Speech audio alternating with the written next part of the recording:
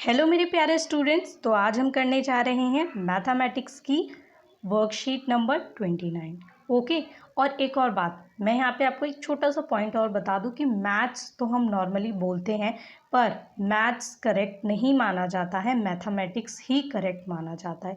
इसीलिए अगर आप जब भी मैथ्स की प्रोनाउंसिएशन करें तो मैथमेटिक्स जो है वो अपनी हैबिट में डाल लीजिए, ये ज़्यादा अच्छा है। क्योंकि जब आगे फर्दर स्टडीज़ या कहीं पे भी आप जाते हैं तो वहाँ आप देखेंगे कि लोग मैथमेटिक्स का ही ज़्यादा यूज़ करते हैं, ठीक है, मैथ्स कम बोलते हैं। मतलब ये अपनी नॉर्मल लैंग्वेज में आप बोल सकते हैं, ठीक है, बट किसी ऑफिशियल प्लेस पे आपको इसे मैथमेटिक्स ही बोलना पड़ेगा। ये एक छोटा सा पॉइंट है जो मैं आपको नॉर्मली बता रही हूँ, क्योंकि बहुत सारे ऐसे छोटे छोटे पॉइंट्स हैं जो आपको हर इंसान नहीं बताता है या टीचर नहीं बता पाता आपके सिलेबस को पूरा करने के उसमें, ठीक है। तो ये छोटे छोटे पॉइंट्स मैं अपनी वर्कशीट के थ्रू आपको बताती हूँ, सिर्फ इसीलिए कि आपको एक्स्ट्रा नॉलेज मिलती रहे। ओके। सो क्लास 10 सबसे पहले आप अपना नेम और टीचर्स नेम ज़रूर डालेंगे, ठीक है, क्योंकि आपको पता है कि टीचर के पास कितनी सारी वर्कशीट्स होती हैं और अगर आपका नेम नहीं है तो उन्हें पता नहीं चलेगा, ठीक है। तो अपना टीचर नेम और स्टूडेंट नेम ज़रूर मेंशन करें। उसके अलावा जो आज की आपकी वर्कशीट है इसमें आप जो है आपको कोई भी टॉपिक समझाया नहीं गया है। आज इसमें आपको प्रैक्टिस टेस्ट दिया गया है। प्रैक्टिस टेस्ट इसमें करना क्या है, आपको बस इतना सा कि आपको जो प्रीवियसली मतलब प्रीवियस वर्कशीट्स थी उनको एक बार रिकॉल करना है, ठीक है। और उनके बेसिस पर आपको ये सभी जो 7 क्वेश्चंस दिए हैं आज की वर्कशीट में, इन्हें आपको क्या करना है, इन्हें आपको सॉल्व करना है। तो इनमें कोई भी क्वेश्चन डिफ़िकल्ट नहीं है, मगर एक और बात वो ज़रूरी ये है कि आपको 7 क्वेश्चन प्रॉपरली करने हैं। क्यों करने हैं प्रॉपरली? क्योंकि यहाँ पे अभी कोई नंबर मेंशन नहीं किया गया है, ठीक है। आपको यहाँ पे इसीलिए पूरे जो जितने भी आंसर्स हैं उन्हें बहुत अच्छे से सॉल्व करना है, याद रखिए। क्योंकि यहाँ पे आपको कोई नंबर जो है और तरीका जो है वो नहीं बोला गया है कि आपको इतने मार्क्स में लिखना है या इतना ही बड़ा लिखना है। तो यहाँ पे आपको प्रॉपरली हर क्वेश्चन का सॉल्यूशन लिखना होगा, ठीक है। अगर एग्ज़ाम में आपको यही क्वेश्चंस जो हैं वो पूछे जाएं कि 2 मार्क्स में है, 4 मार्क्स में है या 6 मार्क्स, तो आपको मार्क्स के अकॉर्डिंग स्टेप्स लिखने होते हैं, ठीक है। कि आपने जैसे अगर कम मार्क्स में आ गया कोई क्वेश्चन तो आपको क्या करना होता है कि आप उन्हें जैसे 2 मार्क्स में अगर कोई क्वेश्चन है और वो ही क्वेश्चन आप 4 मार्क्स में भी देख रहे हैं तो दोनों में अंतर क्या होता है? दोनों में अंतर ये होता है कि 2 मार्क्स वाले में आपको फॉर्मूला लिखना है, ठीक है, और उसको सॉल्व करना है 2 या 3 स्टेप में और आंसर देना है। लेकिन जो 4 मार्क्स का है उसमें आपको प्रॉपरली उसे बहुत अच्छे से प्रेजेंट करना है। कोई भी स्टेप जो है मिसिंग नहीं होना चाहिए, फिगर अच्छे से होनी चाहिए, सब कुछ होना चाहिए, ठीक है। बट 2 मार्क्स में बस आपने फिगर बना दी, फॉर्मूला लिख दिया और 2 स्टेप में उसे सॉल्व कर दिया, तो ये डिफरेंस हो जाता है, ठीक है, मार्क्स में। तो यहाँ तो खैर अभी आपको मार्क्स नहीं दिया गया, बट मैं आपको ये इसलिए बताया क्योंकि अगर आपका प्रैक्टिस टेस्ट हो रहा है तो इसका मतलब फ्यूचर में आपका जो एग्ज़ाम होगा वो भी होगा, तो उनमें भी ऐसे ही क्वेश्चंस आएंगे। अगर आप क्वेश्चंस ही नहीं समझ पाएंगे, ठीक है, तो आपको ये कैसे पता चलेगा कि कितने मार्क्स के लिए हमें कितना जो आंसर है वो लिखना है, ठीक है। लेकिन अगर आप क्वेश्चन समझेंगे, आंसर समझेंगे, तो आप ये ईजिली समझ जाएंगे। और बहुत सारे बच्चे हैं जो हमें कमेंट करके बताते हैं, ठीक है, कि मैम आपका समझाया हुआ मुझे बहुत अच्छे से समझ आता है, मुझे बिल्कुल भी ज़रूरत महसूस नहीं होती कि मैं क्वेश्चन के सॉल्यूशन देख के लिखूं। अगर मैं आपका समझाया हुआ ही एक लड़की ने कहा, ठीक है, मधु ने कहा कि मैम अगर मैं आपकी वीडियो पूरी देख लेती हूँ तो मैं सॉल्यूशंस खुद सॉल्व करती हूँ, ठीक है, और उसके बाद मैं चेक करती हूँ आपकी आके जो दूसरी बार वीडियो देखती हूँ और फिर चेक करती हूँ सॉल्यूशन कि क्या मेरे सॉल्यूशन ठीक हैं। और उसके बाद जब मेरे सॉल्यूशन आपके सॉल्यूशन के साथ करेक्ट होते हैं, मैच, तब मैं उन्हें क्या करती हूँ, लिखती हूँ। तो उसका तरीका अलग है, ठीक है। मैंने नाम इसलिए लिया क्योंकि बहुत अच्छा आइडिया लगा मुझे, क्योंकि हर किसी का तरीका अलग होता है। आप हो सकता है कि पूरा सॉल्यूशन देखते हो और उसके बाद जो है आंसर लिखते हो, या हो सकता है कि आप खुद से सॉल्व करते हो, सिर्फ पॉइंट वाइज समझ लेते हो, तो सबका तरीका अलग है। मैं उसके लिए कुछ नहीं कह रही हूँ आपको, बट मैं ये कह रही हूँ कि हाँ, आई अप्रिशिएट हर कि उसका तरीका जो है बहुत अच्छा है। उसके बाद जो आज की वीडियो है उसमें हमारे जो 7 क्वेश्चंस है, फर्स्ट क्वेश्चन है आपका कि ABC, आपको यहाँ 3 पॉइंट्स दिए हैं। ABC are the vertexes of a parallelogram. एक पैरेललोग्राम है ABCD। यहाँ पे आपको बोला गया है कि एक पैरेललोग्राम है ABCD, ठीक है, ABCD, ये आपका पैरेललोग्राम है, ठीक है। इसमें आपको बोला गया है कि the coordinates of the fourth vertex D, आपको यहाँ जो D है, ठीक है, कौन सा वर्टेक्स है, D, ठीक है, ये आपको निकालना है। क्यों, यहाँ पे आपको 4 ऑप्शन दिए हैं, ठीक है, और आप इसे कैसे निकालेंगे, देखिए सबसे पहले आप देखेंगे कि आपका क्या है, ये आपका पैरेललोग्राम है। इसमें आपका ABCD आप कहीं भी लिख सकते हैं, लेकिन अगर आप लिख रहे हैं A तो BCD, ठीक है, प्रॉपरली एक साथ होना चाहिए, ठीक है। चाहे तो यहाँ से भी शुरू कर सकते हैं ABCD, ठीक है, वो आप पर है कि आप कैसे लिखेंगे। फिर उनके कोऑर्डिनेट्स आपको, इन तीनों के कोऑर्डिनेट्स दिए हैं ABC के, पर D के नहीं दिए, तो इन्हें आप क्या कहते हैं XY मान लेंगे। उसके बाद आपको अब D निकालना है, तो D कैसे निकालेंगे आप, D को निकालने के लिए आप क्या करेंगे, डायगोनल्स क्रिएट करेंगे, ठीक है, A से C तक और B से D तक। तो क्या होगा कि इसका जो मिड पॉइंट है, मैंने आपको बताया था पैरेललोग्राम में जो मिड पॉइंट होता है सेम होता है। तो यहाँ पे आप क्या करेंगे, जो A है और C, इसके पॉइंट के थ्रू आप क्या करेंगे, इसका मिड पॉइंट निकालेंगे, किसका, BD का, ठीक है। मैं दोबारा फिगर जो है क्लियरली बना देती हूँ। अब आप देखेंगे कि ये आपका AC और BD है, ठीक है।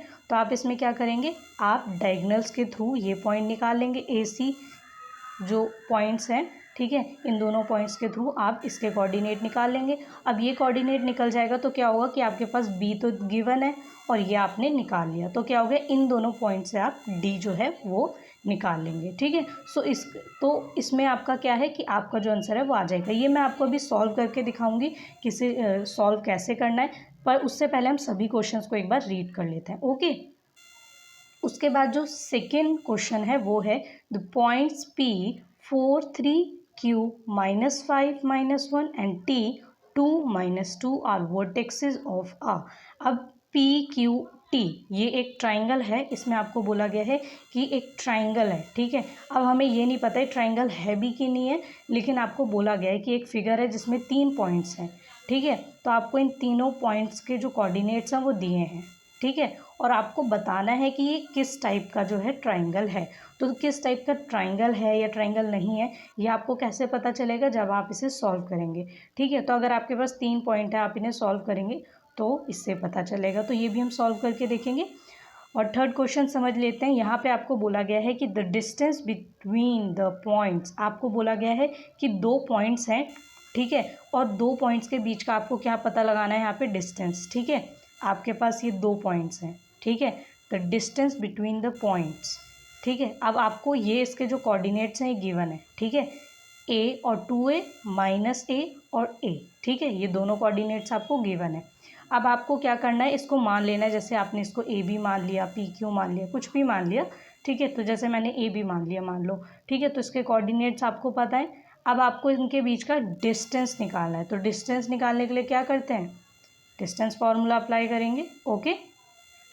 फिर आपको जो फोर्थ क्वेश्चन है इसको देखना है, इसमें आपको क्या बोला है, which of the following figure shows collinear points. आपको यहाँ पे कोलिनियर पॉइंट्स जो हैं इनको बताना है, ठीक है। तो एक बात और, कोलिनियर जो होता है वो क्या होता है, मैंने आपको पहले भी बताया था, आपने पढ़ा भी था कि जैसे आपको एग्जांपल दिया था आपकी लास्ट वर्कशीट में, ठीक है, कि ये लाइन और ये लाइन मिलके पूरी लाइन जो है वो क्रिएट करते हैं, ठीक है। तो ये आपने देखा था कि ये स्ट्रेट लाइन पे बन रहा था, है ना, किस पे बन रहा था, स्ट्रेट लाइन पे बन रहा था, ठीक है। तो वहाँ पे अगर आपको पूछा जाए तो आपका जो आंसर होगा वो आप सीधे सीधे देखेंगे तो आप देख सकते हैं कि आपका जो आंसर है वो C होगा, ठीक है, C ऑप्शन होगा। क्यों होगा, क्योंकि आप देख सकते हैं कि ये जो है वो स्ट्रेट जाके फिर टेढ़ा जा रहा है, तो ये स्ट्रेट लाइन नहीं है। फिर उसके बाद आप ये देखेंगे कि ये जो है एक तरीके से क्या है, ये ट्राइंगल क्रिएट कर रहा है, ठीक है। यहाँ पे आप देख सकते हैं कि ये ऐसे जो है स्ट्रेट नहीं जा रहा है। उसके बाद आप इसे भी देखेंगे कि ये भी स्ट्रेट नहीं जा रहा है, ठीक है। अगर आप देखें तो इसमें आपको बोला गया है कि जो आपकी स्ट्रेट लाइन होती है वो कोलिनियर पॉइंट्स जो है वो क्रिएट कर रही है, तो इसके अकॉर्डिंग आपका C ऑप्शन करेक्ट है, ठीक है। याद रखना है कि अगर ऐसा कोई क्वेश्चन आए जिसमें पूछा जाए कि which figure shows collinear points, तो आपको स्ट्रेट लाइन सर्च करनी है, ठीक है। उसके बाद आपको फिफ्थ क्वेश्चन बोला है the point Y which divides the line segment joining the points W and Z in the ratio 1:2, line in quadrant 2, quadrant first, quadrant 4 and quadrant third. आपको 3 क्वाड्रेंट दिए गए हैं, मतलब आपको जब आपने स्कूल में भी पढ़ा होगा तो मैम ने समझाया होगा कि ये फर्स्ट क्वाड्रेंट होता है, ये सेकंड क्वाड्रेंट होता है, ये थर्ड और ये फोर्थ, ठीक है। और ये जो होता है फर्स्ट वाला, ये दोनों ही प्लस होते हैं।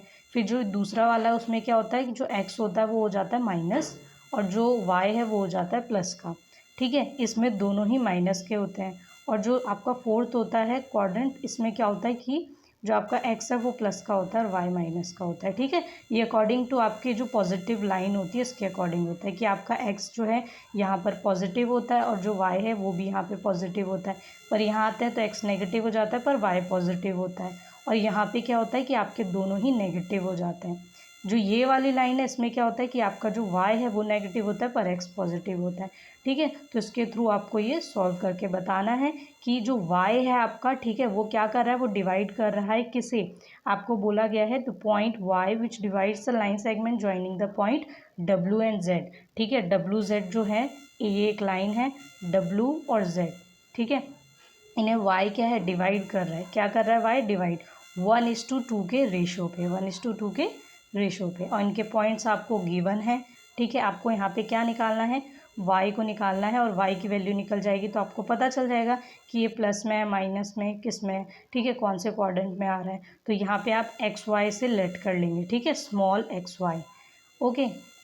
उसके बाद है आपका जो क्वेश्चन सिक्स्थ, इसमें आपको बोला गया है कि in the given figure A C is the diagonal of the square. A C जो है वो डायगनल है ए बी सी डी का, ठीक है। The coordinates of the other 2 points are B and D. अब आपको यहाँ पे अगर फिगर ध्यान से देखें तो आपको यहाँ पे बोला गया है कि जो आपका बी और डी, ठीक है, बी और डी जो है, ठीक है, इसे आपको बताना है कि क्या है। अब बी और डी आप कैसे निकालेंगे, आपको यहाँ पे ए बी सी डी बोला गया है कि क्या है, स्क्वायर है। तो स्क्वायर का आप अगर ध्यान से देखें तो आप देख सकते हैं कि 1 2 3 4, यहाँ से 4 जा रहा है, फिर यहाँ से भी 1 2 3 4, ठीक है। तो यहाँ पे क्या हो रहा है कि ये 4 4 है, तो यहाँ पे जो आपका आंसर है ए और सी का, ठीक है, ये आपको यहीं से पता चल जाएगा। आपका ए क्या है, आपका ए जो है वो है, अगर आप देखें तो आपका जो एक्स है वो 0 है, और जो वाई है वो कितना हो गया, 4 हो गया, ठीक है। एक्स जो है 0 एक्सिस पे है, और जो वाई है वो आपका कहाँ पे आ रहा है, 4 पे, ठीक है। और अगर आप सी को देखें तो आपका सी क्या हो जाएगा कि आपका जो एक्स है वो 4 आ रहा है, ठीक है। और उसके बाद जो आपका वाई है वो क्या है, 0 है, ठीक है। तो यहाँ से आपका ए और जो सी है इसकी वैल्यू पता चल गई। अगर ऐसे ही आप यहाँ से स्ट्रेट लाइन अगर क्या करें, ड्रॉ करें, ठीक है, ये स्ट्रेट लाइन ड्रॉ करें तो आप देखेंगे कि आपका यहाँ पे जो क्वाड्रेंट है वो आ जाएगा, ठीक है। और यहाँ पे आपका क्वाड्रेंट ये जो है वो सेकंड क्वाड्रेंट आ जाएगा। तो ये मैं आपको प्रॉपर्ली सॉल्व करके दिखाऊंगी, ठीक है। तो यहाँ से मैंने फिगर के थ्रू आपको सिर्फ समझा दिया है कि इसके पॉइंट जो है वो कैसे आएंगे, ठीक है। तो आपका जो ये पॉइंट होगा, ठीक है, ये वाला, ये हो जाएगा आपका 4:4, ठीक है। क्या हो जाएगा, 4:4, मतलब 4 और 4 कैसे, क्योंकि आप अगर यहाँ से देखें तो ये 4 पे आपका y बन जाएगा, और अगर यहाँ से देखें x एक्सिस पे तो भी 4, ठीक है। और अगर आप ये वाला पॉइंट देखें तो यहाँ पे आपका 0 और 0 बनेगा, ठीक है। जो ओरिजिन पॉइंट होता है वो 0 0 होता है, ये तो आपको पता है, ठीक है। तो यहाँ से आपके जो ये दोनों आंसर है वो पता चल जाएंगे आपको, ठीक है। उसके बाद आपको जो एक और पॉइंट मैं इसमें ज़रूर बता देती हूँ, वो क्या है कि आप चाहें तो इससे जब ये ऐसे स्क्वायर बनेगा तो यहाँ पे ए और सी तो आपको दिया हुआ है, तो यहाँ पे आपका बी चाहे आप यहाँ लिखें या यहाँ लिखें, ठीक है। जैसे ए बी सी डी, चाहे तो आप ऐसे लिखेंगे तो डी जो है उसके पॉइंट 4 4 हो जाएंगे और जो बी है उसके 0 0। लेकिन अगर आप इसको कुछ ऐसे लिख दें कि ए बी सी डी, तो ये भी गलत नहीं होगा, तो आपके इसके पॉइंट 4 4 हो जाएंगे और इसके 0 0। तो ये कोई गलत तरीका नहीं है। तो अगर आपने दोनों में से किसी भी तरीके से लिखा है तो आपके आंसर सही है, ठीक है। उसके बाद आपका जो 7th क्वेश्चन है उसमें बोला है find a relation between X and Y so that the point X Y is equidistance from the points -4 -4 -2 and 4। ठीक है, तो आप यहाँ पे देखेंगे कि आपको बोला गया है कि आपको रिलेशन बताना है, किसके बीच का, एक्स वाई के बीच का रिलेशन बताना है। ठीक है, जिसे आप पॉइंट एक्स वाई बोलेंगे। तो आपको बोला गया है कि जो एक्स वाई है ये इक्वी डिस्टेंस पे किसके, 2 पॉइंट्स आपको गिवन है कि मतलब ये आपकी स्ट्रेट लाइन है। ठीक है, या फिर आपका जो भी मतलब 3 पॉइंट्स हैं। ठीक है, मान लीजिए 3 पॉइंट्स हैं, कोई भी हैं। ठीक है, तो बोला गया है कि ये जो है, ठीक है, वो इसके क्या है, इक्वल है। मतलब इसके पॉइंट्स और इसके पॉइंट्स, यहाँ आपका थर्ड पॉइंट हो गया। ठीक है, तो आपको बोला गया है कि ये मान लो आपका ए है, तो ए जो है, ठीक है, ये मान लो पी है आपका, तो ए पी जो है उनके बीच की जो दूरी है उतनी ही दूरी क्या है, ए बी के भी बीच की दूरी है।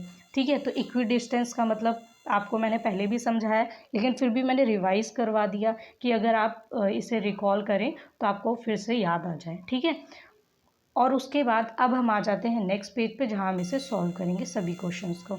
ओके, सो आ जाते हैं नेक्स्ट पेज पर। तो आपका जो पहला क्वेश्चन है, मैंने सभी क्वेश्चन के सिर्फ सॉल्यूशन लिखवाए हैं यहाँ पे, क्योंकि क्वेश्चन जो है वो आपको वर्कशीट से मिल जाएंगे। और मैंने इसीलिए जो वर्कशीट है उस पर थोड़ी थोड़ी देर के लिए हर क्वेश्चन पे जो है वेट किया था कि आप इसका स्क्रीनशॉट भी ले सकते हैं, मतलब क्वेश्चन पेपर का स्क्रीनशॉट भी ले सकते हैं, और यहाँ पे आप चाहें तो सीधा आंसर जो है वो देख सकते हैं। तो मैंने सारे जो क्वेश्चंस हैं उनको यहाँ पे नहीं लिखा है, वो आप क्वेश्चन पेपर से हमारी वीडियो को पॉज करके भी स्क्रीनशॉट ले सकते हैं, और जो सॉल्यूशन है मैंने सीधा वो आपको यहाँ पे लिखवाए हैं और समझाएं हैं। तो सबसे पहले आपके पास क्या था, फर्स्ट क्वेश्चन में we have A B C vertexes. ठीक है, तो आपके पास सबसे पहले ए बी सी वर्टेक्सेस हैं, और उनके क्या क्या कोऑर्डिनेट्स हैं वो आपने लिख लिया। ठीक है, कोऑर्डिनेट्स और पॉइंट में क्या अंतर होता है, पॉइंट होता है जैसे आपका ए बी सी डी, ये सब क्या है आपके, ये हैं आपके पॉइंट। ठीक है, जैसे किसी भी फिगर पे आपका जैसे मान लीजिए कि आपकी एक फिगर है, पैरेललोग्राम है, ट्राइंगल है, कुछ भी, तो ये ए बी सी डी क्या है, ए बी सी डी जो हैं वो आपके पॉइंट्स हो गए। ठीक है, और जो इनके एक्स वाई वैल्यू होती है, ठीक है, जो कि आप ग्राफ पे बनाएं या कहीं भी बनाएं, तो ये एक्स वाई वैल्यू को हम कोऑर्डिनेट्स बोलते हैं। क्या बोलते हैं, कोऑर्डिनेट्स। तो इस बात का खास ध्यान रखेंगे आप। ठीक है, तो जो इसका सॉल्यूशन है, इसमें आपको फाइंड क्या करना है, पता क्या लगाना है, फाइंड वर्टेक्स डी। अब आपको यहाँ पे डी बताना है। ठीक है, आपको ए बी सी दिया है पैरेललोग्राम में। ठीक है, और आपको डी निकालना है, तो डी आप यहाँ पे क्या मान लेंगे, एक्स वाई मान लेंगे। ठीक है, फिर है as diagonals of a parallelogram bisects each other at ratio 1:1। अब ये 1:1 के रेशियो पे क्या कर रहा है, डिवाइड कर रहा है। मैंने यहाँ पे अलग से भी इसलिए बनाया कि आपको क्लियर समझ आ जाए। ठीक है, कि अगर कोई भी जो डायगोनल है तो वो इंटरसेक्ट कहाँ पे करता है, बाइसेक्ट कहाँ पे करता है, 1:1 के रेशियो पे। ठीक है, ये क्या हो जाता है, 1:1 का रेशियो, मतलब ये और ये जो है बीच में से हाफ होते हैं। ठीक है, जो डायगोनल्स होते हैं पैरेललोग्राम के या फिर स्क्वायर के, तो ये इसीलिए मैंने यहाँ पे 1:1 रेशियो लिख के भी आपको दिखाया। तो 1:1 के रेशियो में आपको बताया गया था, जो आपने लास्ट वर्कशीट की थी, कि मिड पॉइंट फार्मूला यूज़ करते हैं। तो सबसे पहले हम यहाँ पे लेट कर लेंगे कि आपका जो डी है वो एक्स वाई है, और जो ओ है वो x1 y1। ठीक है, क्योंकि अगर इसे भी x और y जैसे आप रख लेंगे तो थोड़े कंफ्यूज हो जाएंगे, इसीलिए x1 और y1 आप इसे पुट कर सकते हैं, क्योंकि फिर इन्हें एक साथ रख के वैल्यूज़ निकालनी है। Okay, so from A C finding O. अब आपको ए सी जो है, ठीक है, इसके थ्रू आपको क्या करना है, मिड पॉइंट जो है आपका ओ, ये निकालना है। ठीक है, तो मिड पॉइंट फार्मूला अप्लाई करेंगे। ठीक है, यहाँ पे आपको सीधा मिड पॉइंट फार्मूला यूज़ करना है। आपको पता है कि मिड पॉइंट फार्मूला जो है वो कहाँ यूज़ होता है, जहाँ रेशो 1:1 होता है। ठीक है, सो आपने सीधा यहाँ पे क्या किया, फार्मूला पुट किया। फार्मूला पुट करने के बाद आप क्या करेंगे, आपने यहाँ पे ए सी जो है, ठीक है, ए सी के पॉइंट्स लिए हैं, तो ए सी के पॉइंट्स में आपको x1 और x2 जो है यहाँ से लेना है। ठीक है, और उसके बाद जो आपका y है वहाँ उसके लिए भी, और x जो है उसके लिए भी यहाँ से वैल्यूज़ पुट करनी है। ठीक है, और उसके बाद आपको उसे सॉल्व करना है। जब आप सॉल्व करेंगे तो आपका जो आंसर है वो क्या आ जाएगा, x की वैल्यू 1/2 और y की वैल्यू आ जाएगी आपकी 1। ठीक है, ये इजी है, आप इजीली कर लेंगे, इसीलिए मैं इसे स्टेप बाय स्टेप जो है आंसर नहीं बता रही हूँ।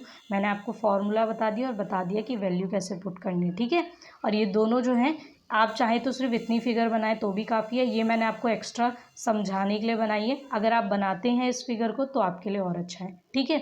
उसके बाद आपके जो कोऑर्डिनेट ऑफ पॉइंट ओ है, ठीक है, ओ के कोऑर्डिनेट्स आपको यहाँ पे मिल गए, ठीक है।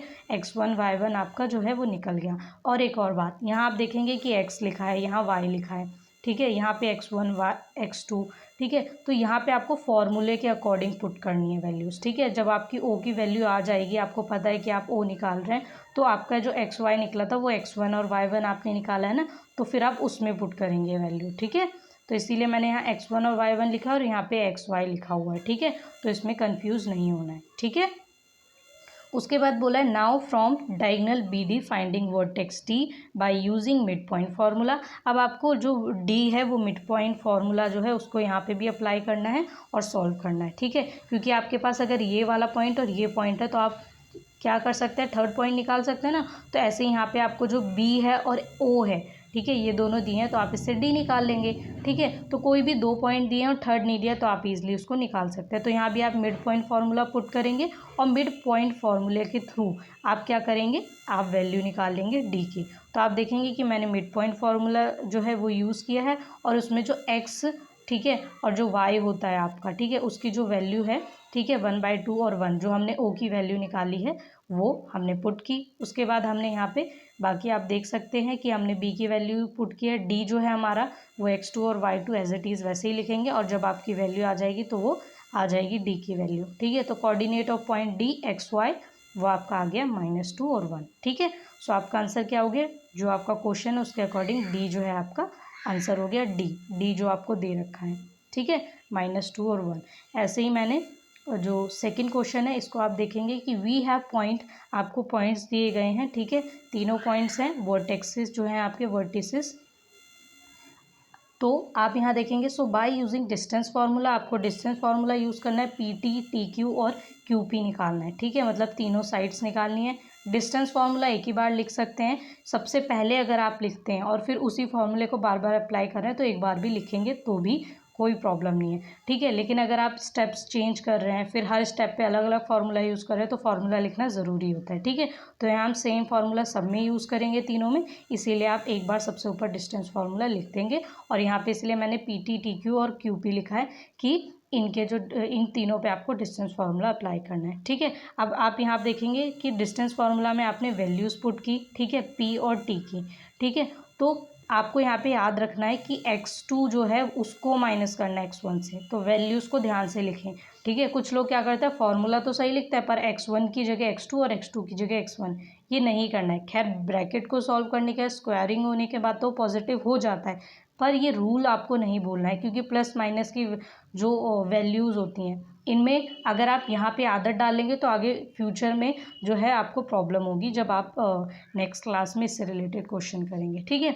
सो उसके बाद जो है आपके जो सॉल्यूशन है वो आप यहाँ पे देखेंगे कि आप जो है 2 - 4 आपका -2 आ जाएगा, -2 - 3 आपका क्या हो जाएगा -5, और इनका जब स्क्वायरिंग कर देंगे तो 4 + 25। अभी आप जब इसे ऐड करेंगे तो आपका √29 आएगा, ठीक है। तो √29 यूनिट्स जो हैं आपकी आ गई हैं यहाँ पे, ठीक है। तो आप यूनिट्स जो हैं अपनी लिखेंगे। उसके बाद जो है आप देखेंगे कि आपका जो TQ है, ठीक है, वो क्या आ जाएगा, इसको आप डिस्टेंस फार्मूला में जब वैल्यूज़ पुट करेंगे और सॉल्व करेंगे तो आप देखेंगे कि आपकी वैल्यू यहाँ आ जाएगी √50, ठीक है, √50 यूनिट्स में आ जाएगा आपका आंसर। उसके बाद जो है आप यहाँ पे क्या निकालेंगे, जो आपकी थर्ड क्या कहते हैं QP था वो निकाल लेंगे आप, ठीक है। तो यहाँ भी आप देखेंगे कि मैंने फार्मूला सेम पुट किया है, इसीलिए मैं आपको नहीं बता रही क्योंकि सेम चीज़ आपको करनी है, फार्मूले में वैल्यूज़ पुट करनी है और इसे सॉल्व करना है, ठीक है। तो यहाँ आप देखेंगे कि आपने जो है वैल्यूज़ पुट की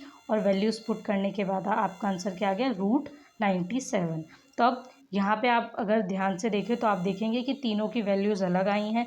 now PT equal √29 units, TQ equal √50 units and QP equal √97 units as all 3 sides are unequal. तो ये तीनों जो साइड्स है वो अनइक्वल है, बराबर नहीं है कोई भी साइड, ठीक है। मैंने रूट से बाहर इसलिए नहीं लिखा क्योंकि आपको रूट से ही पता चल जा रहा है कि वैल्यूज़ जो है वो सेम नहीं है, ठीक है।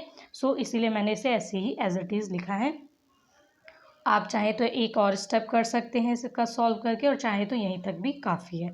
उसके बाद so P T not equal to T Q and T Q is not equal to Q P. तो इनमें से कोई भी साइड जो है एक दूसरे के इक्वल नहीं है। Okay, so therefore triangle P Q T is an scalene triangle. ठीक है, तो यहाँ पे आपका प्रूव हो गया, तो आपका आंसर क्या आ गया कि सी ऑप्शन आपका आ गया। ठीक है, स्केलन ट्राइंगल। तो आपका जो थर्ड आंसर है वो क्या है, the distance between the two points is, आपको दो पॉइंट्स का जो डिस्टेंस है वो बताना है। तो आप यहाँ पे सबसे पहले लेट कर लेंगे, पहले पॉइंट को ए और दूसरे पॉइंट को बी। ठीक है, तो आपको जो गिवन है, ठीक है, गिवन कोऑर्डिनेट्स है उन्हें ए बी मान लेंगे, और उसके बाद आप क्या करेंगे, यहाँ पे डिस्टेंस फार्मूला अप्लाई करेंगे, और आपको यहाँ पे पता क्या लगाना है, find distance between A B. तो ए बी का डिस्टेंस निकालने के लिए आप क्या करेंगे, वैल्यूज़ पुट करेंगे डिस्टेंस फार्मूला में। तो ए बी की वैल्यू आपने पुट कर दी इसमें, ठीक है, डिस्टेंस फार्मूला में, और फिर आप उसको सॉल्व करेंगे। तो माइनस ए और माइनस ए माइनस टू ए हो जाएगा, और ए माइनस टू ए क्या हो जाएगा, यहाँ पे माइनस ए। तो आप जब इसे स्क्वायरिंग करेंगे, ठीक है, दोनों को, तो आप देखेंगे कि आपका आ जाएगा टू टू जो फोर, और ए जो है उसका स्क्वायर ए के साथ लिखेंगे, और यहाँ पे भी आपका ए का स्क्वायर ए के साथ। और कोई भी, जैसे ये ए स्क्वायर है तो इसे हम वन मानेंगे, क्या मानेंगे, इसे हम वन। ठीक है, वन हम इसके साथ लिखेंगे नहीं, पर इसे हम वन मानेंगे। ठीक है, तो इसीलिए यहाँ पे क्या हो गया कि ये 5a हो गया, क्योंकि हमने 4a स्क्वायर को और 5a स्क्वायर को जब ऐड किया तो सॉरी 4a स्क्वायर को ऐड किया ए स्क्वायर से, तो 5a स्क्वायर आंसर आ गया। अब ए स्क्वायर जो है जब ये रूट से बाहर आएगा तो क्या होगा, ये ए हो जाएगा। ठीक है, तो आप यहाँ देख सकते हैं कि जो आपका आंसर है वो क्या आ जाएगा, √5a। ठीक है, तो ये ए जो है वो रूट से बाहर है। ठीक है, आप चाहें तो उसे ऐसे भी लिख सकते हैं और चाहें तो ऐसे भी लिख सकते हैं। ओके, तो इसके अलावा जो आपका आंसर है वो आप देखेंगे कि दोनों तरीके से कैसे भी लिखें, कोई प्रॉब्लम नहीं है, दोनों ही सही हैं। ठीक है, क्योंकि ये मल्टीप्लिकेशन में है।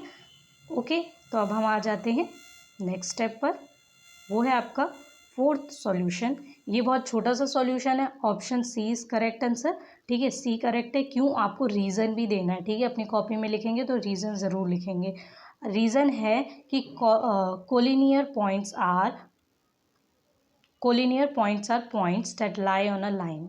ठीक है, कोलिनियर पॉइंट्स जो होते हैं, ठीक है, वो पॉइंट्स लाइन पे लाई करते हैं। ठीक है, एक स्ट्रेट लाइन पे। तो आप देख सकते हैं कि यहाँ पे आपकी जो लाइन थी, ठीक है, जो आपका ऑप्शन सी है उसमें कुछ ऐसी थी। ठीक है, तो उसके अकॉर्डिंग आपका आंसर सी होगा। अब आपका क्वेश्चन फिफ्थ है, the point Y which divides the line segment joining the points W and Z. तो यहाँ पे आप देखेंगे कि आपको ये रेशो जो है वो गिवन है। ठीक है, 1:2 का रेशो दिया हुआ है, आपको पॉइंट्स दिए गए हैं, और आपको बोला है जो वाई है वो क्या कर रहा है, वो डिवाइड कर रहा है आपके एक्स वाई पे। ठीक है, तो इसमें आपको क्या करना है, लेट कोऑर्डिनेट्स एक्स वाई। तो यहाँ पे आप क्या करेंगे, जो वाई है उसके कोऑर्डिनेट्स एक्स वाई मान लेंगे। ठीक है, सो बाय यूजिंग सेक्शन फार्मूला, आपको यहाँ पे सेक्शन फार्मूला अप्लाई करना है। ठीक है, तो सबसे पहले सेक्शन फार्मूला लिखेंगे, उसके बाद जो वैल्यूज़ हैं, ठीक है, डब्ल्यू की और जेड की, किसकी, डब्ल्यू और जेड की। ठीक है, आप देख सकते हैं यहाँ पे डब्ल्यू और जेड की वैल्यूज़ हैं, उन्हें पुट करेंगे।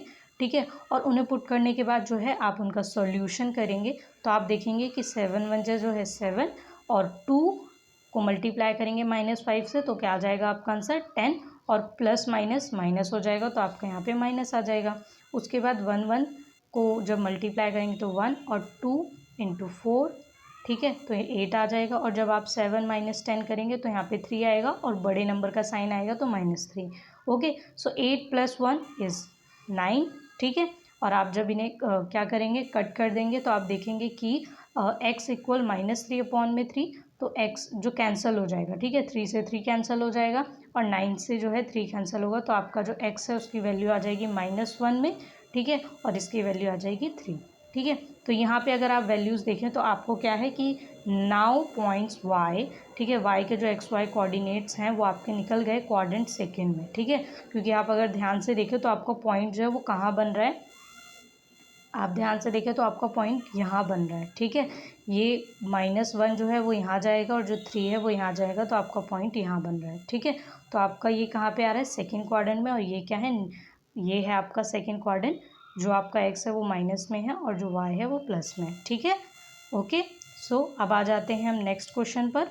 वो है आपका 6th क्वेश्चन। इसमें आपको क्या बोला है, use graph for your answer. यहाँ पे मैंने आपको ये पॉइंट इसलिए लिख के बताया है कि अगर आप इस आंसर को सॉल्व करने के लिए अपनी कॉपी में ग्राफ यूज़ करते तो बहुत अच्छी बात है। खैर, आपको जैसे क्वेश्चन दिया है आप वैसे अपनी कॉपी में भी बना सकते हैं, बट ग्राफ यूज़ करेंगे तो ज़्यादा बेटर है। ओके, तो आपका जो आंसर है वो है A C is the diagonal of a square of the square A B C D, ठीक है। ए सी जो है वो डायगनल है ए बी सी डी का। The coordinates of the other 2 points are, ठीक है। जो आपके कोऑर्डिनेट्स हैं जो आपको बताने हैं, ठीक है। मैंने जैसे बोला आपको कि आप देखेंगे कि मैंने आप यहाँ पे आपको जो बी है, ठीक है, बी और डी, ठीक है, वही मैंने ए बी सी डी कुछ ऐसे फिगर बनाई है। कुछ बच्चे ए बी सी डी ऐसे बना सकते हैं, तो आपका बी ये भी हो सकता है और ये भी हो सकता है, तो कोई प्रॉब्लम नहीं है, ठीक है। नंबर सेम होंगे, बस ये है कि आपके पॉइंट्स जो हैं उनके नेम चेंज हो सकते हैं, ठीक है। तो यहाँ पे बी जो है और डी है, आपने उसके पॉइंट्स जो हैं वो लिख लिए। ये मैंने आपको पहले समझा दिया है, ठीक है। तो अब हम आ जाते हैं 7th क्वेश्चन पर। इसमें आपको बोला गया है कि रिलेशन बिटवीन एक्स वाई के बीच का रिलेशन निकालना है आपको। उसके बाद आप यहाँ पे देखेंगे कि जो आपका एक्स वाई है और आपके जो दोनों पॉइंट है उसे आप लेट कर लेंगे यहाँ पे ए बी पी, ठीक है। तो एक्स वाई को हमने यहाँ पे पी लेट कर लिया है और ए बी हमने जो गिवन पॉइंट्स है उन्हें लेट कर लिया है, ठीक है, मान लिया है।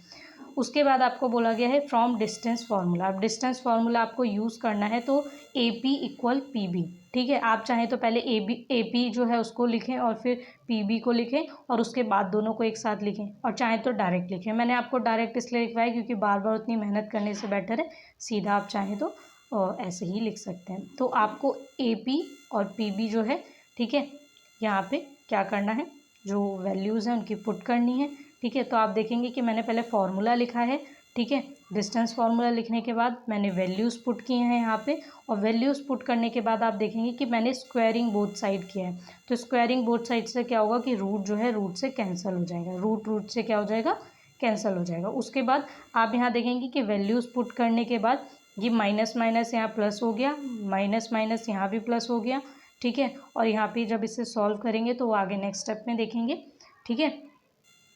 अब आप देखेंगे यहाँ पे कि यहाँ पे जो हमारी जो वैल्यूज़ हैं वो कुछ ऐसी आई हैं। यहाँ पे भी जो -2 और -x है, यहाँ पे माइनस माइनस प्लस हो गया, ठीक है। तो ये कुछ ऐसा आ गया है। अब आपको यहाँ पे ये 2 फॉर्मूले यूज़ करने हैं। वो क्या हैं, वो आपने पहले पढ़े होंगे, ठीक है। a प्लस बी का जो होल स्क्वायर होता है उसका फॉर्मूला क्या होता है, A square plus B square plus 2ab। और जो a माइनस बी का होल स्क्वायर होता है उसका फॉर्मूला क्या होता है, A square plus B square minus 2ab, ठीक है। तो आपको क्या करना है, आपको ये दोनों फॉर्मूले अप्लाई करने हैं अब इस पर, ठीक है। जो आपको यहाँ पे ये एक्स प्लस 4 स्क्वायर और Y plus 4 square 2 plus X square Y minus 4 minus Y square, ठीक है। तो यहाँ पे आपको क्या करना है, यहाँ पे आपको ये फॉर्मूले अप्लाई करने हैं और आपकी जो वैल्यूज़ हैं वो आपको निकालनी है, ठीक है। तो आपने फार्मूला अप्लाई किया, फार्मूला अप्लाई करके आप देखेंगे कि एक्स स्क्वायर, ठीक है, plus 16 plus 8 plus Y square plus 16 plus 8y equal 4 plus X square plus 4x plus 16 plus Y square minus 8y, ठीक है। तो अब आप यहाँ क्या देखेंगे कि ये जो है ये इससे कैंसिल हो जाएगा, ठीक है, एक्स स्क्वायर, और 16 भी 16 से कैंसिल हो जाएगा और वाई स्क्वायर जो है वो वाई स्क्वायर से कैंसिल हो जाएगा। तो यहाँ पे जो आपकी वैल्यूज़ बचेंगी वो क्या हैं, आपकी जो यहाँ पे वैल्यूज़ बची हैं वो हैं 8x 16 और 8y, ठीक है। यहाँ पे जो वैल्यूज़ बची हैं वो 4 है, 4x और माइनस 8y। तो आप इन्हें वापस से नीचे लिखेंगे। उसके बाद आप देखेंगे कि 8x से 4x, ठीक है, ये साइड आ जाएगा, ठीक है। और उसके बाद आप देखेंगे कि ये इससे माइनस हो रहा है, ठीक है। और यहाँ पे 8y जो है, ठीक है, इसको आप इस वाले 8y से क्या करेंगे, यहाँ पे आप देखेंगे कि ये भी इस साइड आ जाएगा, तो ये प्लस में हो जाएगा, ठीक है। और उसके बाद जो आपका यहाँ 16 है वो इस तरफ चला जाएगा, ठीक है, और ये -16 हो जाएगा, ठीक है। फिर आप इन्हें सॉल्व कर लेंगे, इन्हें सॉल्व करेंगे 8x माइनस 4x को, तो 4x आ जाएगा, और 8y प्लस 8y तो 16y आ जाएगा। और यहाँ पे अगर इससे सॉल्व करेंगे तो आपका आ जाएगा -12, ठीक है, 16 माइनस 4, तो और बड़े नंबर का साइन, ठीक है। अब यहाँ पे आप क्या करेंगे, 4 कॉमन ले लेंगे, ठीक है, जो आपकी x जो वैल्यूज़ हैं आप देखेंगे कि x प्लस 4x जो है आपका बचेगा, सॉरी 4y। तो यहाँ पे आपका जो 4 है जो आपने क्या कहते हैं कॉमन लिया है, ठीक है, ये यहाँ पे आके क्या हो जाएगा, कट हो जाएगा, ठीक है। तो यहाँ पे कैंसिल होगा, तो ये यहाँ से क्या होगा कि आपका जो नेक्स्ट स्टेप है, ठीक है, वो ईज़िली जो है वो आ जाएगा, वो कुछ ऐसे लिखेंगे आप। और जो -3 है वो इस साइड आ जाएगा, तो आपका क्या हो जाएगा, x plus 4y plus 3 equal 0।